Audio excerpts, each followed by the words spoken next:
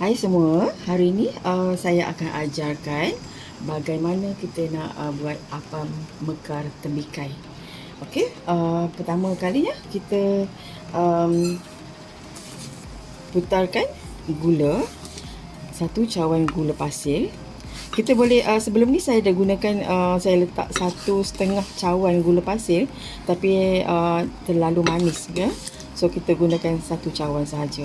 Terpulang kalau kita nak guna 1,5 cawan pun boleh. 1 cawan gula putih pun boleh. Terpulang.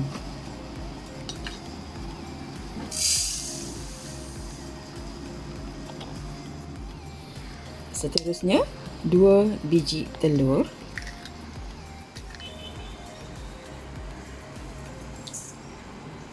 Kita perlukan 2 biji telur.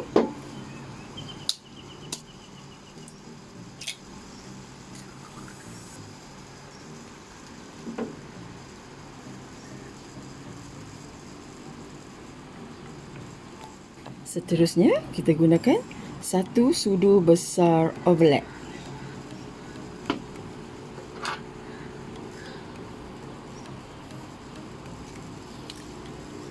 Pastikan overlap yang kita guna tu masih elok lagi ya. Kadang-kadang tu dah terlalu lama kita tak guna. Bila kita nak buat sesuatu macam kuih ke, jadi kalau dah expired dia tak akan menjadilah kuih yang kita buat tu.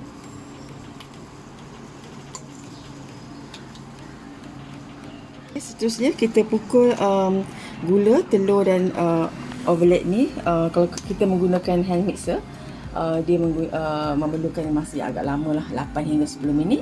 Kalau kita gunakan stand mixer, dia lebih cepat lah untuk membuat kita punya adunan jadi putih dan gebu.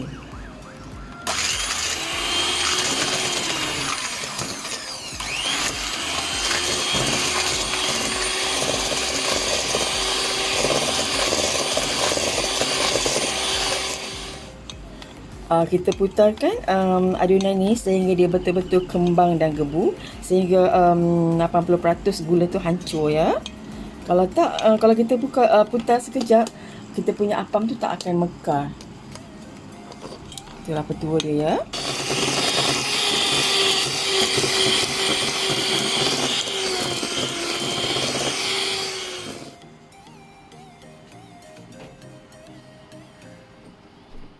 Masukkan 1 sudu kecil esen vanila.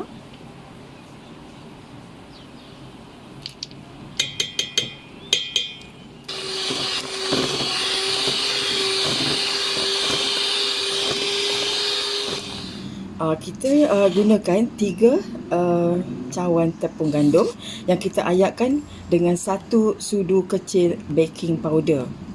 Ya, 3 cawan tepung gandum diayatkan bersama dengan 1 sudu kecil baking powder, dan seterusnya kita akan letak berselang-seli dengan ice Sprite. Kita akan gunakan 1 cawan ice Sprite. Kita boleh pakai ice Sprite ataupun air soda, aiskrim soda. Ya, aiskrim soda ataupun ice Sprite, dua-dua pun kita boleh guna. Sebab kat rumah saya banyak stok Sprite, so saya gunakan stok ini sajalah. Masukkan air Sprite ini ataupun soda, aiskrim soda berselang-seli dengan tepung ya.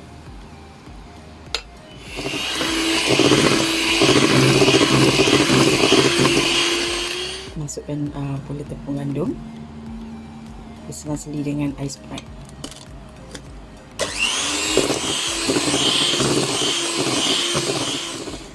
Kita masukkan lagi air Sprite ini sedikit demi sedikit. Berselang-seli dengan tepung gandum, kita buat sehingga habis ya. Masukkan tepung gandum. Setelah kita masukkan ice Sprite tadi, kita masukkan tepung gandum, berselang-seli sehingga habis. Buat sehingga habis ya.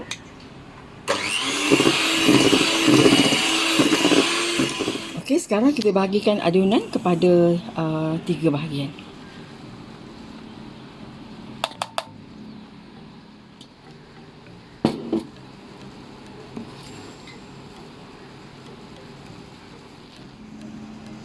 Satu adunan kita warnakan dia dengan warna hijau.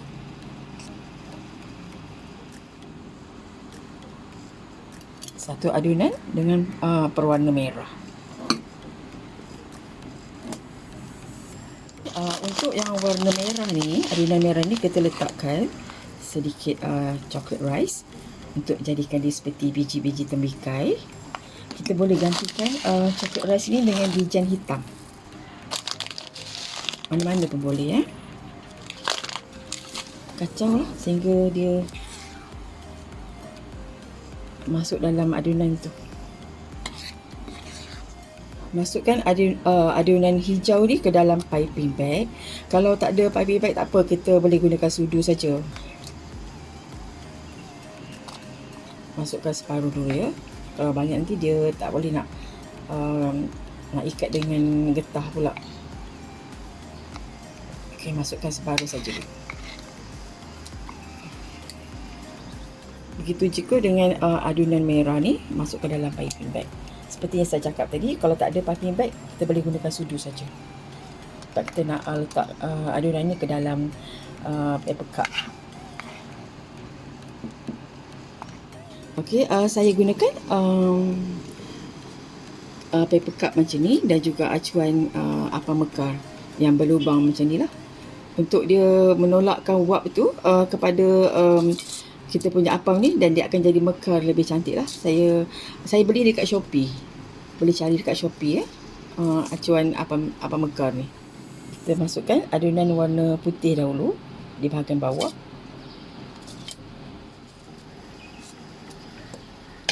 Seterusnya kita letakkan yang berwarna merah ni di tengah.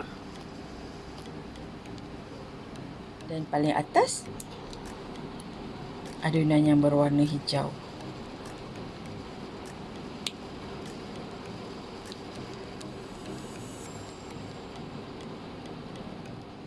Okey, seterusnya kita ambil pencelup hijau. Kita buat macam ni ya. Untuk jadikan dia seperti garisan-garisan yang terdapat pada buah temikai itu.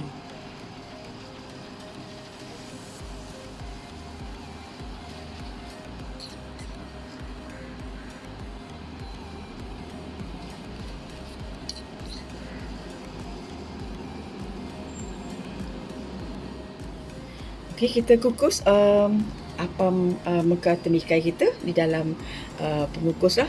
Kalau kita gunakan pengukus jenis lama yang bulat tu, kita panaskan dahulu sehingga air betul-betul mendidih dengan api yang besar. Bila air dah mendidih, baru kita masukkan kita punya apam. Tapi kalau kita gunakan pengukus yang elektrik macam ni, kita tak perlu panaskan air terlebih dahulu, sebab dia mengambil masa 15 saat untuk memanaskan untuk mendidihkan air di dalam pengukus ni lah. So kita kukus selama 12 minit atau 15 minit untuk kembangkan apam kita. Kita kukus selama 12 atau 15 minit ya.